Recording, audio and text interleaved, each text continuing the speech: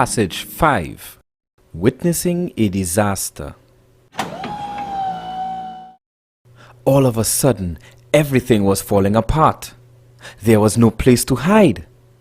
It occurred to me that we were trapped in a disaster.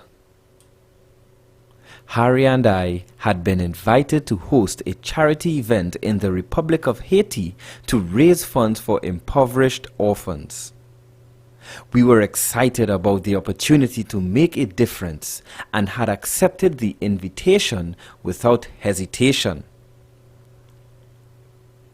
When we arrived in the country the previous day, there was the normal hustle and bustle associated with making preparations for the upcoming event.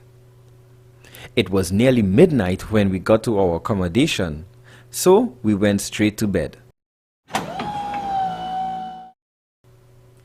Early the next morning, we had a quick breakfast and headed out to the venue of the charity event along with other volunteers.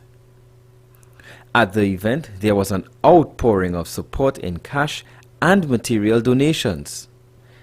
Haiti's children needed us, and we were each willing to lend a helping hand. The time passed quickly, and by 4 p.m., all the guests were assembled in the auditorium. Our main speaker was in the middle of his speech when we heard a rumble like thunder. The table started to shake, overhead fixtures were falling from the ceiling, and noise echoed throughout the building. Some people were screaming and running in all directions, while others tried to seek shelter under tables and doorways. I was in shock, and I froze. The shaking did not stop, and Harry grabbed my hand, ushering me to safety. By the time the shaking subsided, there was total darkness.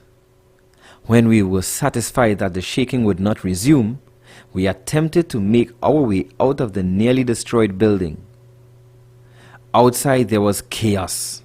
Clouds of dust engulfed the atmosphere. Some people appeared to be dazed and in shock, while others were screaming. We looked on as other buildings collapsed. We were totally helpless. After finding refuge with others of our group, we realized that we had no way of communicating to our families that we were indeed safe. We joined a team of people helping those who were trapped in the rubble. What a catastrophe! The entire city seemed to have been destroyed. The magnitude of the earthquake was 7.0 on the Richter scale.